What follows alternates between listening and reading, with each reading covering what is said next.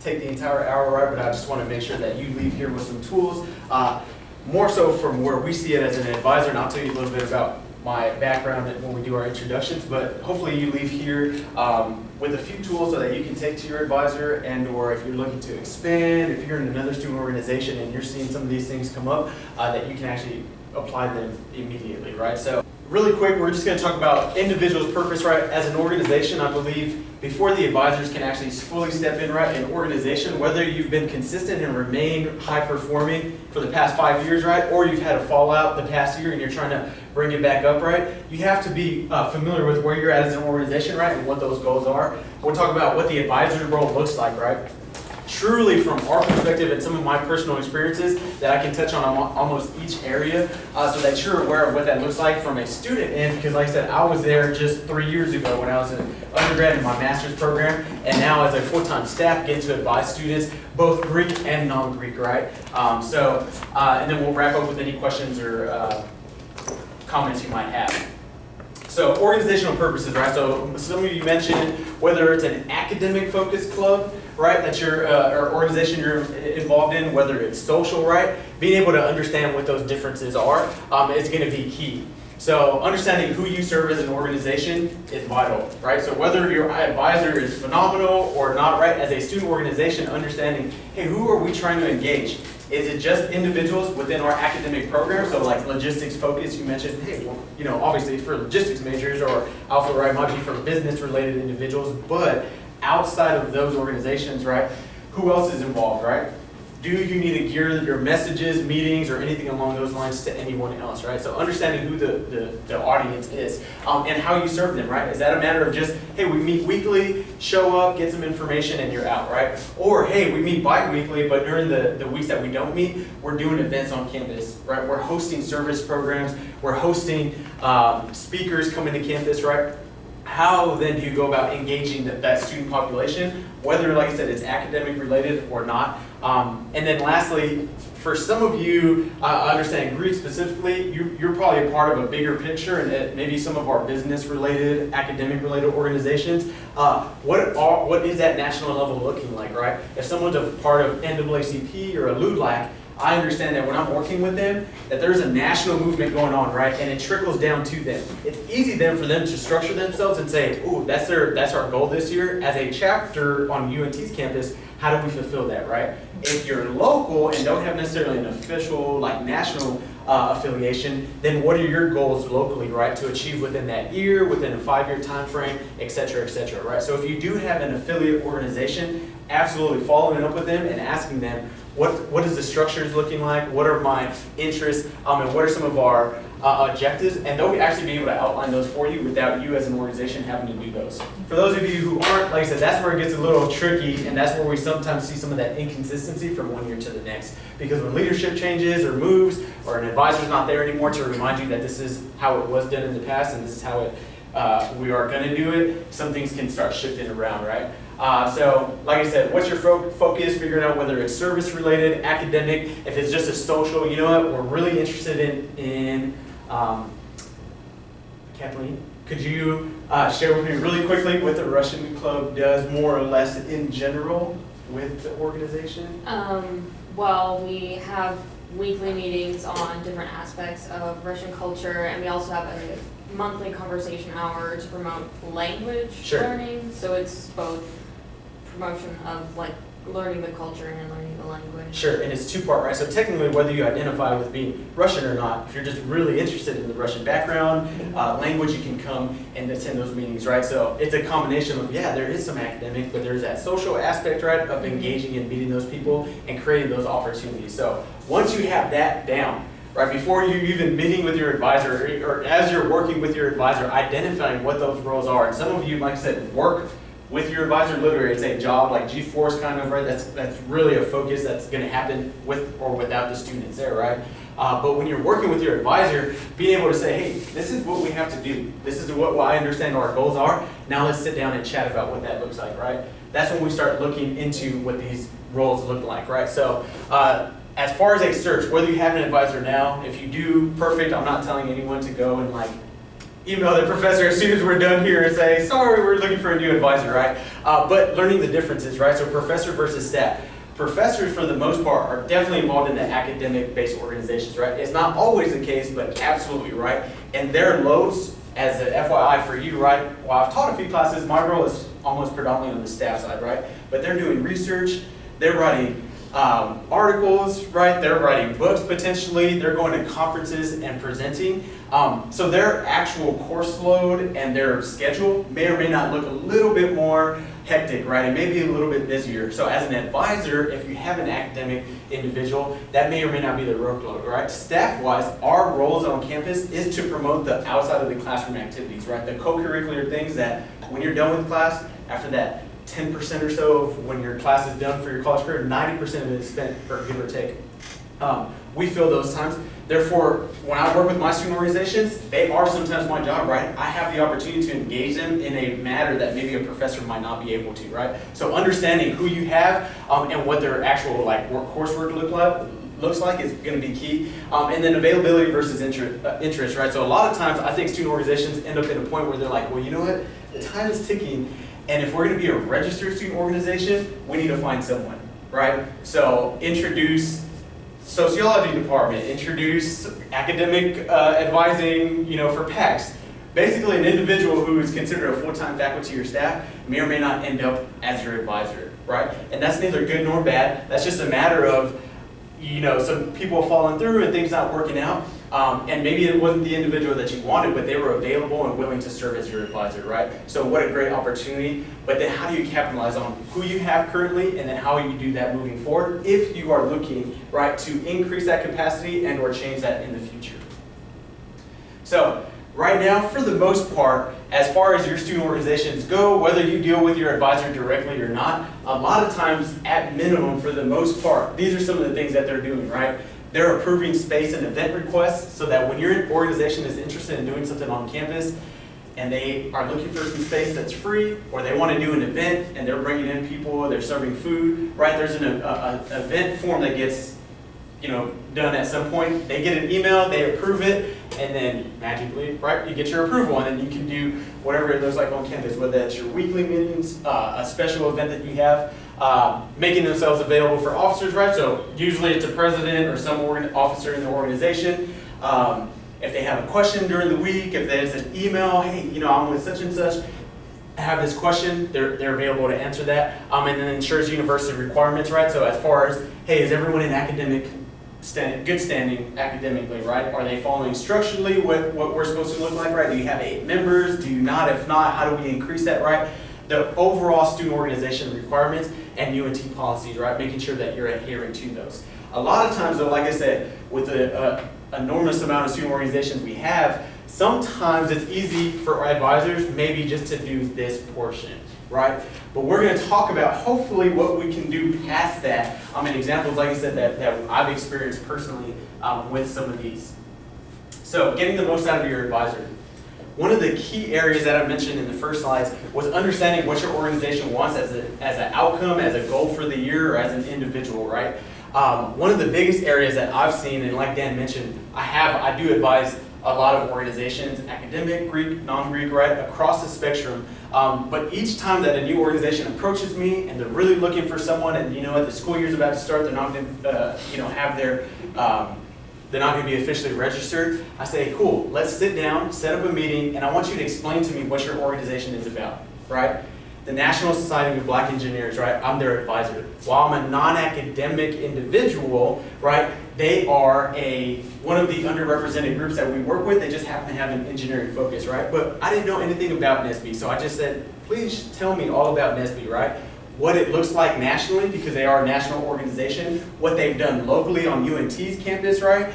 2 years, 3 years ago, they were really thriving. A couple of years later, they're not so much, right? So they're kind of building up. I want to understand what that looks like so that when I'm actually advising them, I can help them, right? I understand that these officers may or may not be too comfortable doing the things that they're being asked to do, right? So how do I step in to assist them, right?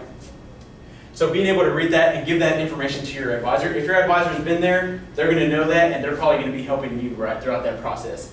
Organization officer retreat, past, like I said, just the event request approvals, passages maybe being available for the officers. One of the things they can assist you with is organization officer retreat. So if your organization has a retreat, if they have a semester transition of some type, anything where officers get together and you'd like your advisor to show up, absolutely that is one area that I believe they can assist you with, right?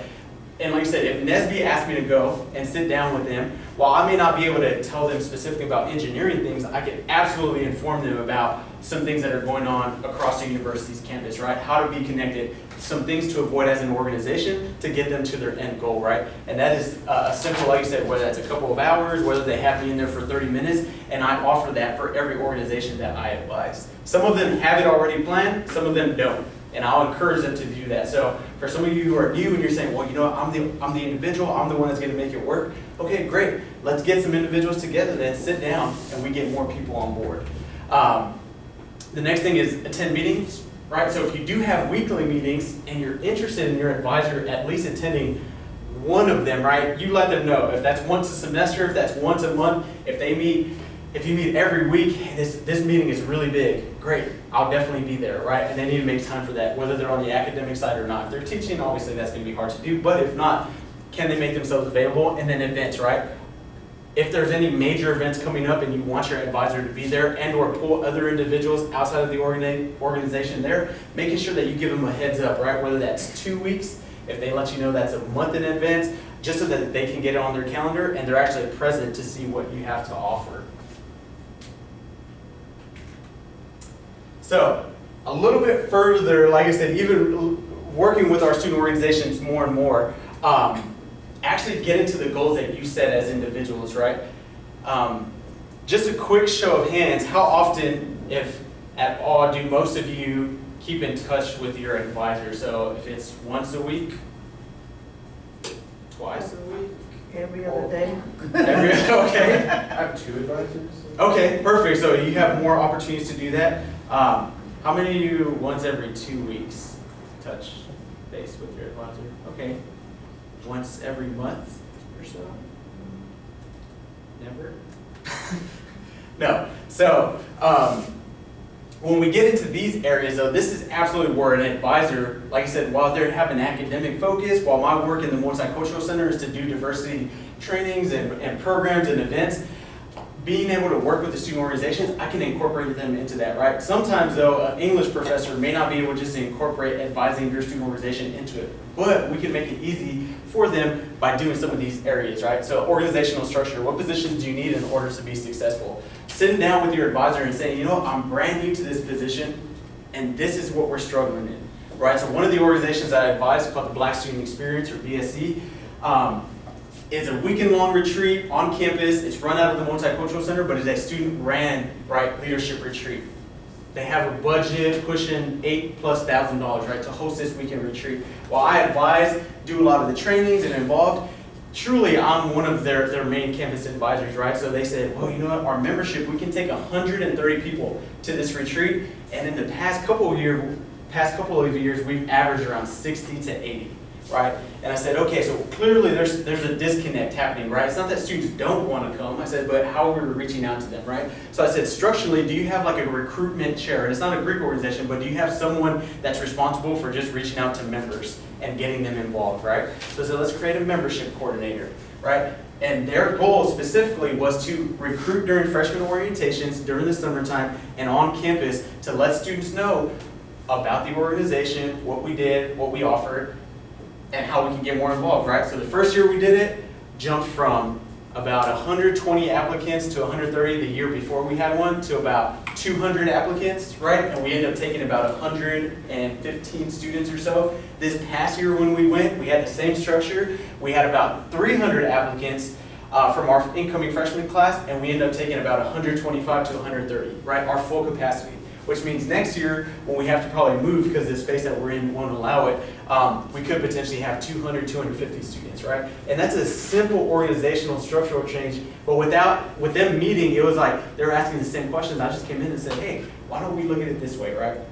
So being able to bring those ideas to them and saying, I'm struggling here. We got 3 people on the exec board, but we have 6 people total, right? How does this work? How do we actually start engaging people so that they're benefiting from the organization and we're growing, right? So utilizing and building that capacity to your advantage. Goal setting and strategy building, right? So a goal without a plan is just a wish. A lot of times when I work with student organizations, like I said, Greek and non-Greek, we're talking about these ideas and plans that they have, right? And my next question almost always is, how do we get there then, right? As an organization, if you say, we want to have 20 members by the end of this semester, what do we do then in order to get there, right? Are we tabling outside in the library mall? Are we sending out emails to classrooms? Are we asking professors to speak to their classes to let them know that there's a professional organization? Or that NAACP is here to serve our entire Black student population, right? Do we have these conversations? And if not, are we going to reach that goal, right?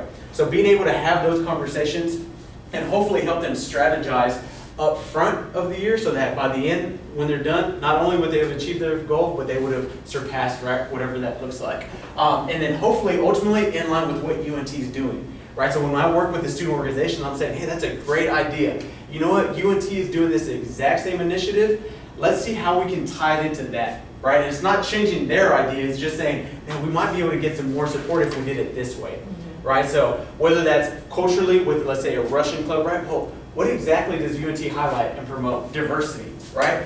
Great. What about diversity, right? And what cultures and backgrounds are forgotten sometimes? Oh, well, Russian, we have a Russian club. Okay, what do they do, right? How can we get them more prominent, right? How do we let more people know about it in general and start having those conversations? And it starts off basic, but eventually it'll start catching ground and hopefully turn into something where, like I said, it is lined up with what we have going on as a center and then as a university overall. And then a little bit further, connection to resources on campus. So funding-wise, how many of you would say you have just a bank account with some unlimited funds right now?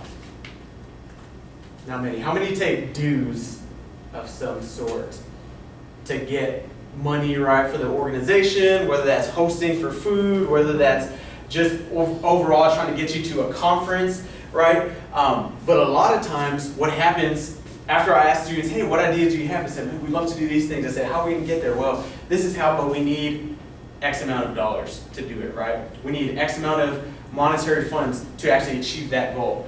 Usually when I'm working with those organizations, though, absolutely, I'm telling them, so with the Greek organizations, I say, well, you're taking an X amount of, dues. That means you have to either fundraise or increase dues in order to get to where you want to go, right? With student organizations who don't do that, they have to think of other ways, right? Pretty creative. So whether that's selling phone books, right, for an extended period of time, whether that's doing a fundraiser at Texas Motor Speedway, whether that's a funding resources on campus like Eagle's Nest through the Multicultural Center or ROP Travel Grant, being able to expose them to what those opportunities are, right, is going to be key. Your advisor potentially, though, could and should be aware of some of those ideas, right? But like I said, mind you, some of them may be a biology professor, and that's the last thing that's on their mind, right? They're worried about this, and absolutely, so be it, right? But in this case, how then do you find those resources, right?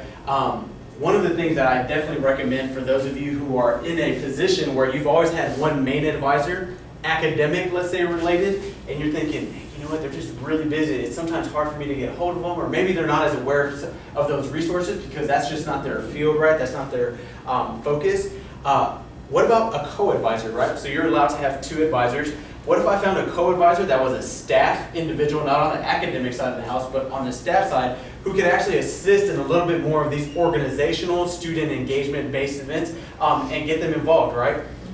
That is where it starts working. So right now, while I was an advisor for NSBE, the National Society of Black Engineers, right, I had no idea about engineering or specifically some of the things professionally that how they could be developed, right? But I knew that the faculty in Discovery Park and the individuals who were their professors knew everything about it, right? So I just said, hey, let's reach out to a professor in the College of Engineering that can actually serve as our co-advisor. And I literally, working relationship, said, all you have to do is tell them professionally how they remain relevant as an organization, who they need to bring into their meetings, how as an engineer that they're going to grow. I will take care of the logistics of doing their student organization involvement, right, and making sure that they're getting the opportunities that they need to funding-wise, right? So it was a team effort, but understanding, like I said, I didn't have the expertise that they did, and ultimately they didn't know what maybe some of the things that I knew because I'm in it every single day, right? So finding that balance between the two individuals if you were interested in doing that. The other thing, professional development, health and wellness, right? So a lot of times when I'm working with my students, I'm always asking them about those things, right? How are you developing these individuals, exposing them to new ideas, regardless of your focus is academic or not. You're in this organization, hopefully to take something out of it, right? Most people, if you give them the why, like, well, I'm interested in this, okay, but why are you a member of VSA, right? Oh, because that's my culture. Okay, but what outside of that are you interested in? Well, I want to learn, I want to meet people, I want to learn how to network, right? And continue to engage them and encourage them to have those conversations. And then moving on to just some additional things that they can do, meeting bi-weekly with officers. So most of you mentioned that you keep in touch with your advisor once a week, a couple of times a week, once every other week. Definitely something that I would continue to do, and setting up that relationship, right? Starting to build that and establish that trust, so that when something is happening, that they're comfortable calling you and saying, hey, I need this taken care of. I understand that you're supposed to do it, or I understand the student org has some members that are interested. What about this opportunity, right? So if I see something, I know I can pick up the phone and call a number of individuals to take care of whatever it is, right? Because it's going to benefit them and or benefit their organization overall. And then ultimately, right, they're going to be resources as well for you as an individual. So whether you're an undergraduate, sophomore, or if you're in your master's program, these are individuals hopefully that will be able to serve as a letter of recommendation, potentially as a job connection, right, and networking. So while I may not be in an education setting, I have connections through some of the alumni that I graduated with, through connections that I've made, where some of my students come through and they're saying, hey, I'm applying for Teach for America, right? I ended up filling out 3 letters of recommendation this past week for individuals doing Teach for America, right? And those relationships were established because of my involvement in my just overall advising of their student organizations, right? And I'll be able to share those experiences with the board and through their forum, so hopefully that they're, a teacher in the future. But absolutely having those conversations up front. The other thing too is I think being able to set those guidelines from the start, right? So for some of you, if you've been in this position and it's been a semester, or you just got in this role and haven't really had that formal conversation, that's as simple as saying, I'd love to be successful in this role. How about we set up these guidelines? If you're comfortable, I'd like to meet with you once a week. 30 minutes of your time, 15 minutes, whatever they have, just to update you on where I'm at, right? And if you don't have an answer or a question at that point, then you're catching up with them and you're letting them know things that you have coming up, right? And if that's not comfortable for you, you do every other week, right? Or establishing just the structure and support that you want. Sometimes I'm going to struggle. This is my first time being a leader of an organization. I'm nervous about how it's going to play out. Great, let's work through that, right? Let's chat about this before you even get to your organization meeting. So having those conversations up front would definitely be beneficial. So just some questions overall that I want to just open up to the group. So as far as that first one is concerned, do you think an advisor can be too hands-off, or on the opposite end, hands-off? And if so, what are some examples that you may have seen and or experienced, heard about on campus? Yes? Well, my advisor was too hands-off. I'm new to UNT. Sure. I just transferred from UT Arlington, and I'm with Student Veterans Association, and he was way hands-off, so hands-off that we started missing money out of the petty fund, cash fund. That's how much hands-off he was. Sure.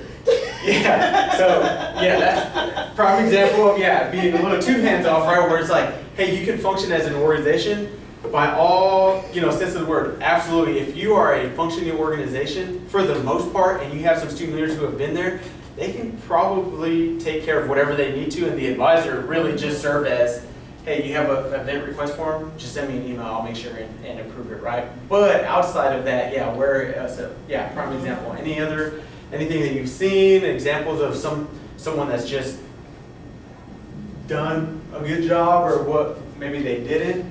Well, I'm with the APO, Alpha Phi Omega, and our advanced advisor for that Greek club, they're very hands-on. Sure. And so we just one of the service club for campus. Yeah. So it's two different extremes with organizations. Yeah, and you see that firsthand though, right? One, where the advisor's kind of just, hey, I'm here to serve and help you. And then something happens and they're like, whoa, what's going on? And then versus one who's involved and actually engaged in what the organization is doing and actually winning awards, right? Mhm. Absolutely. Any other examples or anything that you've seen done? So one area that I'll definitely highlight in this case is that, yeah, absolutely, student advisors can be a little bit too hands-on sometimes, right? So if they're in and micromanaging and not allowing the student organization to truly make their own mistakes, right, which sounds kind of bad, but you got to learn from it, right? So if they're like, hey, we have this event on the 21st, but you know that you need to submit something 10 business days ahead of time, sometimes, and I'm on camera, so they're going to, I just won't tell the student organization, knowing though that they know they have to be in by 10 days, but if they can't get it to me in 10 business days, and the only thing that they have to do is fill out the form because I understand the process, absolutely, I'm going to say, you got to push back your event then, right? Because whose responsibility is it then at that point, right? Without enabling them to like their security net, right? Now, sometimes I'll work with them and say, hey, we got to get this in, reminding them, hey, we got to turn this in. You're not going to be able to host this event on time, right? So yeah, not micromanaging them, but allowing them to learn from their mistakes and experiencing that, right? And then 2 hands off where it's just like, you know what, I haven't been to a meeting and I'm not actually too sure what is happening with your organization, other than I know I'm the advisor on a piece of paper, right? But we can re-engage those individuals and have those conversations and say, you've served as our advisor for a couple of years. If you're interested in continuing, this is how we'd like for it to be. If that is too much, because when you signed up, that wasn't the agreement, it's okay. Maybe we can find a co-advisor. Maybe we can find a new advisor. You don't have to necessarily worry about that, right? Having those conversations, but absolutely it makes a difference, right? One example that I'll tell you is with our NAACP on campus. While I don't advise them directly, our director of the Multicultural Center does. And she is absolutely engaged in what they do. She knows about their meetings. She knows what they're discussing. This past summer, they won the Collegiate Undergrad Chapter of the Year, right? For the nation, right? Of all schools in the nation, they won for the North Texas, right? Which is amazing, phenomenal things. But we understand that we see our organizations thrive when they have someone outside of their organization, outside of their peers, actually pushing for them and advocating for them, right? So being able to make sure that that is happening is key. And then just that on that last question, maybe what do you think some things an organization can do in order to engage their advisor? Or is there anything that you've been done in the past or haven't done? Yeah. We invited our advisor to our final banquet for our organization, which is where like we give out awards and eat and have our final meeting. Sure. Like wrapping up the year and highlighting the things that you did, right? Absolutely. That's a one-time event that they get food at, right? And that actually that students get to engage and interact with them, right? So a great opportunity, yeah, absolutely, for an organization to reach out to their advisor and just say, hey, we'd love for you to come out and we want to highlight the things that we've done. Maybe even if they knew about them, still being able to invite them out and say, hey, this is not just I need you to sign this form kind of settings, like just come enjoy the evening with us. Absolutely. Anything else that you might do as an organization to engage your advisor or just kind of have those conversations? Or anything you've seen done? I just stay in contact. Yeah. So, yeah, honestly, just keeping constant contact with them.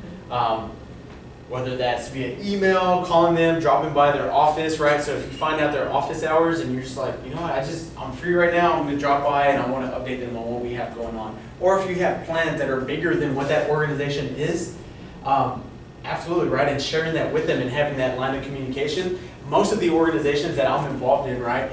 And how I stay engaged for the most part, because I send an email and they can miss the email, but if I was in group meeting with them, right, which is the group messaging them, they're about to see it in the next 2 minutes, right? So I understand that that's how I engage with them, and I'm fine with that, right? And the 6, 7, 8 organizations that I mostly advise and that I'm working closely with, absolutely I'll see that. Now mind you, I tell them, I'm like, hey, if it's like 2 in the morning, I'm probably not gonna see your message, but the next day I'm gonna get back to it, right? So finding ways that's easy for them to be engaged. So some of them are going to say, nope, just keep it strictly to email, that's comfortable for me. And otherwise, being able to engage them and say, I know that y'all have an event at this time, I need to make sure that you're aware, right? And getting a hold of them as quickly as possible. So, yeah, absolutely.